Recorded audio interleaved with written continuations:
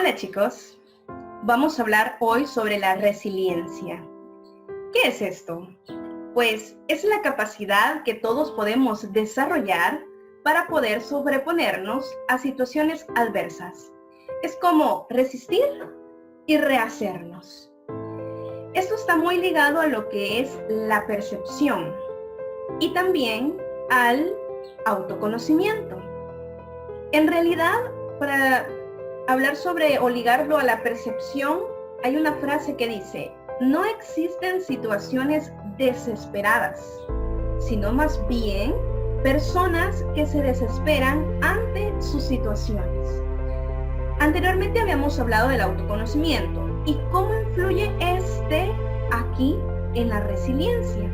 Pues a través del autoconocimiento yo puedo identificar cuáles son mis habilidades y a través de esto adquirir confianza.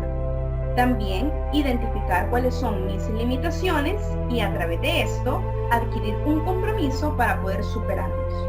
Entonces sería como una fórmula muy simple: confianza más compromiso igual a un cambio. Es algo así como: no somos lo que nos pasa, somos lo que queremos ser.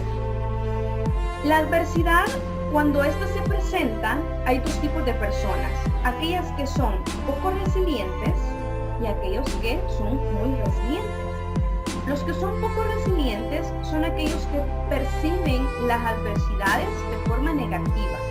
Entonces eso es lo que hace que ellos sientan que no tienen los medios para poder superar estas situaciones. Y entonces al sentir esto, lo que hacen es reprimir ese instinto, ese mecanismo de crecimiento que hay en ellos. En cambio, aquellas personas que son resilientes, lo que hacen es ver esta situación de adversidad como un desafío.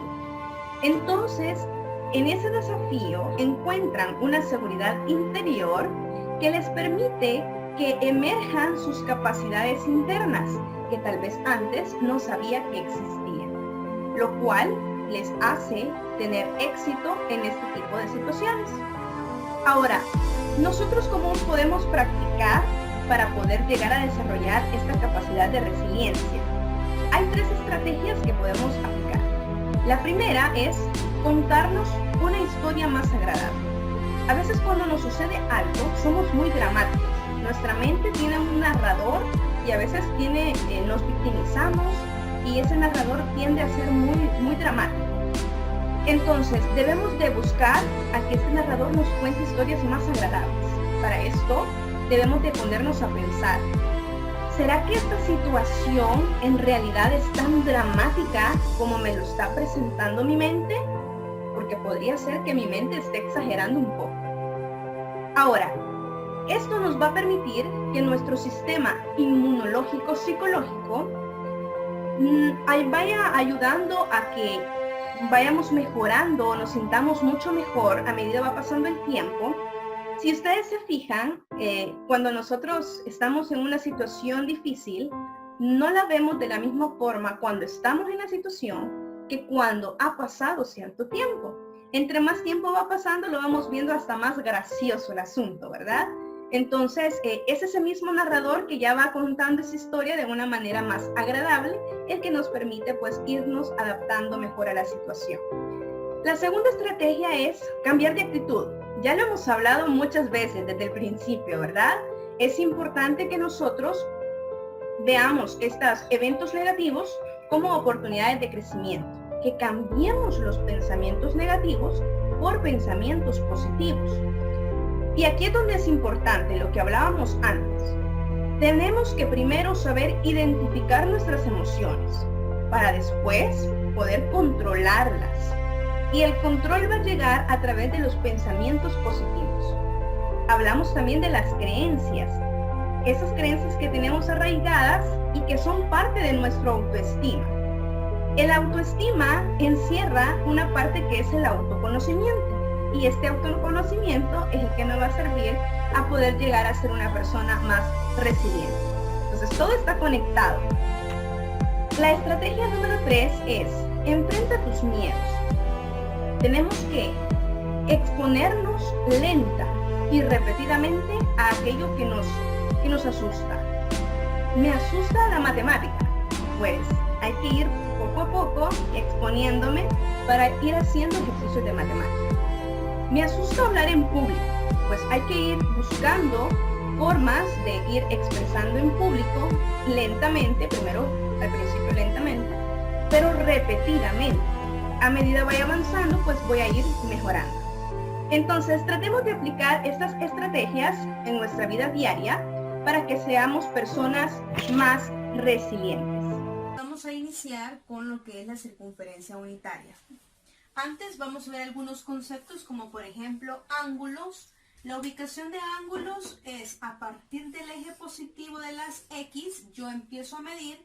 Si mido en el sentido antihorario, los ángulos van a ser positivos. Si mido en el sentido horario, los ángulos van a ser negativos. Entonces, si yo empiezo a medir aquí y termino de medir ahí mismo, aquí voy a tener un ángulo de 0 grados o equivalente a 0 pi. Si yo empiezo aquí y termino aquí, entonces voy a tener una abertura de 90 grados. Y entonces el ángulo va a ser de pi medios, porque es equivalente a 90 grados. Pero si comienzo aquí y mi abertura llega hasta aquí, entonces aquí voy a tener un ángulo de 180 o de pi. Si voy avanzando hacia el siguiente cuadrante, aquí voy a tener 1, 2, 3 ángulos de 90. 3 por 9, 27. O sea que este ángulo que llega hasta aquí es de 270 grados, que equivale a 3 pi medios. 1 medio, 2 medios, 3 pi medios. Y si le doy la vuelta completa, entonces habré llegado a los 360 grados o 2 pi. Otro concepto que tenemos que tener claro son los puntos en el plano cartesiano. Si tengo una circunferencia de radio 1 cuyo centro está en el origen, entonces, ¿qué coordenada va a ser la intersección de la circunferencia con el eje de las X? Este punto se habrá desplazado una unidad a la derecha. Recuerden que si el radio es 1 es porque cualquier línea que va desde el centro hasta cualquier punto de la circunferencia mide una unidad. Entonces, las coordenadas para este punto van a ser en X 1 y en Y 0, porque no es subido ni bajado. ¿Qué coordenadas tendrá este punto? Sería 0,1. Este punto tendría coordenadas menos 1,0. Este punto 0, menos 1. Pero veamos entonces qué relación tienen las coordenadas de la circunferencia unitaria con las razones trigonométricas. Si yo ubico un punto sobre la circunferencia unitaria, este punto va a tener coordenadas X, Y. El ángulo de referencia que está aquí se llama de referencia porque es el que está con respecto al eje de las X. Está medido con respecto al eje de las X. Este ángulo es un ángulo agudo. Entonces yo podría trazar la altura que viene desde este punto y preguntarme, bueno, ¿cuánto mide este segmento? Como es una circunferencia unitaria, este segmento vale una unidad. Y como este punto es X, Y, este segmento vale X. ¿Cuánto mide este segmento? Vale Y. Entonces yo podría determinar las razones trigonométricas para el ángulo alfa. Podría determinar el coseno de alfa es igual.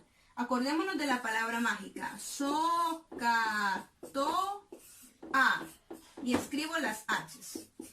Y entonces me queda que el coseno es adyacente entre hipotenusa. Adyacente es X entre la hipotenusa que es 1. Y esto me da X. Quiere decir que los valores de X me están arrojando el coseno de mi ángulo. Seno del ángulo. ¿Qué va a ser? Es opuesto entre la hipotenusa, que es 1. Y entre 1 me da Y. ¿Qué significa? Que los valores de Y son los que me van a determinar el seno del ángulo. Y la tangente de mi ángulo, ¿quién será? Opuesto, que es Y, sobre la adyacente, que es X. pero y es el seno. Y x es el coseno. Y entonces la tangente se puede determinar al hacer la división de seno entre coseno. Entonces, si yo me vengo para el círculo unitario y este punto, ¿qué coordenada va a tener? Pues x, y, pero x es el coseno de alfa, y y es el seno de alfa. Y entonces esa va a ser la coordenada de ese punto, también se puede determinar. Entonces ya determiné quién es el coseno, el seno, la tangente. Y ahora, las recíprocas. Recíproca del coseno, secante. ¿Quién va a ser el recíproco? Pues el secante es 1 sobre el coseno. 1 sobre el coseno es 1 sobre x. Lo puedo escribir así. Recíproco del seno es la cosecante. Entonces me va a quedar 1 sobre el seno. Recíproco de la tangente, la cotangente. 1 sobre la tangente, o también puedo invertir esta fracción. La cotangente de mi ángulo la puedo poner como coseno entre el seno. Entonces todas estas relaciones me van a ayudar a mí para determinar las razones trigonométricas de ángulos específicos. Vamos a ver la relación entonces de las razones trigonométricas y los diferentes puntos en la circunferencia con cada uno de los cuadrantes y los ángulos cuadrantales. Yo tengo entonces aquí el ángulo, dijimos, de 0pi. Pero entonces, ¿qué coordenada se relaciona con ese ángulo? 1,0. Pero como x es el coseno, o sea que el coseno de 0pi es 1. Y y es el seno. Seno de 0pi es 0. Entonces, ¿quién va a ser la tangente? La tangente de 0pi es seno entre coseno. 0 entre 1 y eso me da 0. Recíproco del coseno, secante de 0pi. Eso va a ser 1 entre el coseno, o sea, 1 entre 1, me da 1. Recíproco del seno, la cosecante de 0pi, entonces me va a dar 1 entre el seno, 1 entre 0, pero este está indefinido. Recíproco de la tangente, la cotangente de 0pi. Esto va a ser invertido esto, 1 sobre 0, y eso está indefinido. ¿Qué significa? Que la cosecante y la cotangente para el ángulo de 0pi no están definidas. Veamos otro ángulo. Si tengo este ángulo, dijimos que este ángulo era pi medios. ¿Qué coordenadas corresponden al ángulo de pi medios? 0,1. Entonces quiere decir que si yo saco el coseno de pi medios, va a ser igual a 0. El seno de pi medios va a ser igual a 1.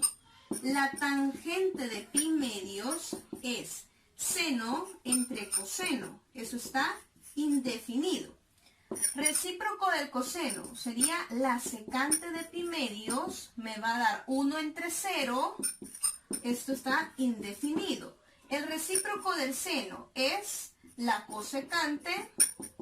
Y esto es 1 entre el seno, que me da 1, o sea, 1. El recíproco de la tangente, la cotangente de pi medios, va a ser invertir esto, o sea, 0 entre 1, y eso me da 0. Y ahí tengo las 6 razones trigonométricas para ese ángulo. Veamos otro ángulo. Si tengo este ángulo de aquí hasta aquí, pues este ángulo es pi. ¿Qué coordenadas tiene pi? Pues tiene menos 1,0. Entonces, para cuando yo saque coseno de pi, eso me va a dar menos 1. Seno de pi, eso va a ser 0. Tangente de pi, eso me va a dar seno entre coseno, o sea, 0. Recíproco del coseno, secante de pi, eso me da 1 entre menos 1, o sea, menos 1. Recíproco del seno es la cosecante de pi, y eso me da 1 entre 0, está indefinido. Y tengo el recíproco de la tangente, que sería la cotangente de pi, que sería menos 1 entre 0, que también sería indefinido.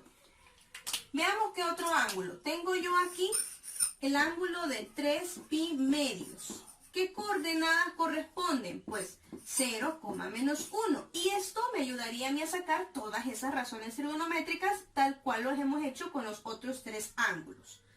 Si yo veo otro ángulo, sería el ángulo completo, que sería 2pi. ¿Qué coordenada está relacionada con 2pi? Pues 1,0. Ah, mire, pero si tengo 1,0, quiere decir que todas las razones trigonométricas que yo saqué para el ángulo 0 van a ser las mismas para el ángulo 2pi. Sí. ¿Por qué? Porque son ángulos coterminales, o sea, terminan en el mismo lugar. Todos los ángulos coterminales tienen las mismas razones trigonométricas. Es decir, que si yo vengo ahora y mido un ángulo, 1pi, 2pi, 3pi, el ángulo de 3pi va a ser coterminal con el ángulo pi. Y como son coterminales, tanto pi como 3pi van a tener las mismas razones trigonométricas. Entonces debemos de tener claro lo siguiente. Los ángulos positivos son medidos en el sentido antihorario, hacia acá. O sea, 0pi, pi medios, pi, 3pi medios, 2pi, y ya he dado la vuelta completa y podría continuar.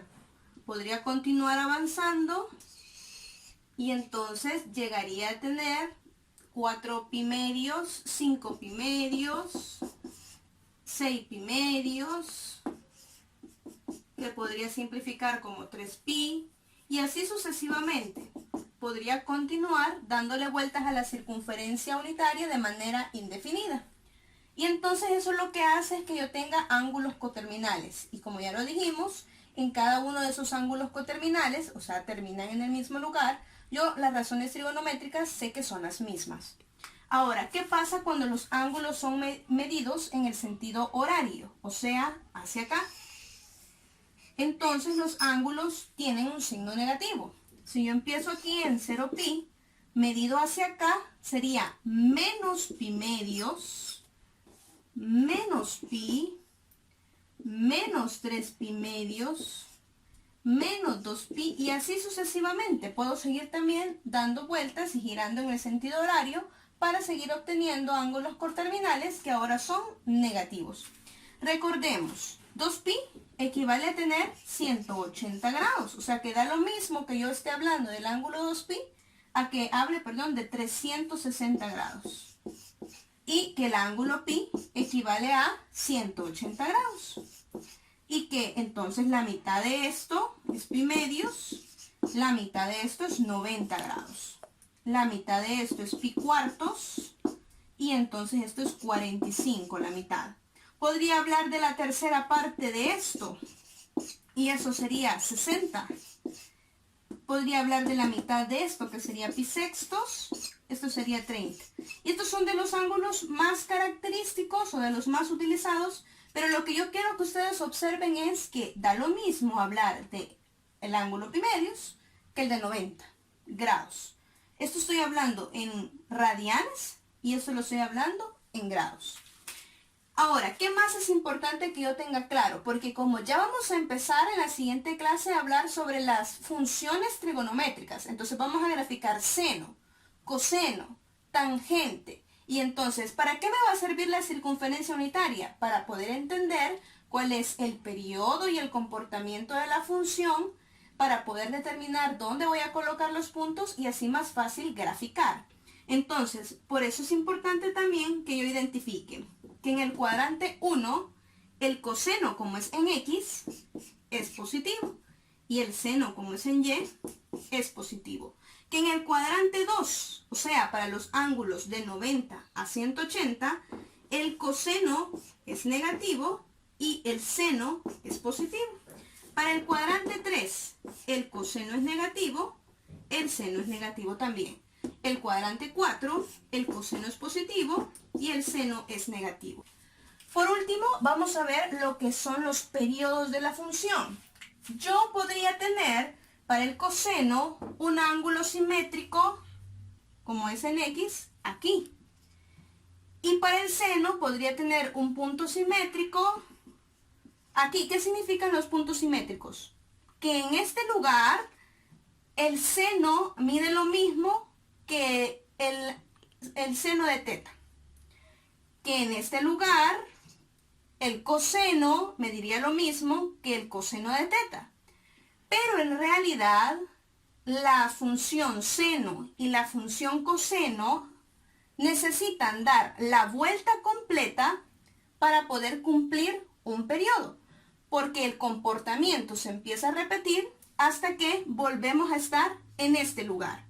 Entonces quiere decir que el seno de teta y el coseno de teta va a ser igual a que yo le dé la vuelta completa y entonces voy a poder ubicar el seno de ¿cuánto he dado vuelta? Pues he dado vuelta completa, entonces he aumentado 2pi radianes o 360 grados. Quiere decir que yo le puedo poner teta más 360 o más pi, como quieran.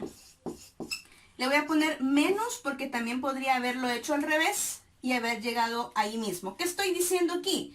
Me estoy haciendo referencia a los ángulos coterminales, ¿sí? Los ángulos coterminales, pues ahí son iguales. Lo mismo pasa para el coseno. El coseno va a ser igual para teta más o menos 360 grados. ¿Y aquí qué más estoy diciendo? Que el periodo para estas dos funciones va a ser 2pi o 360, que es lo mismo.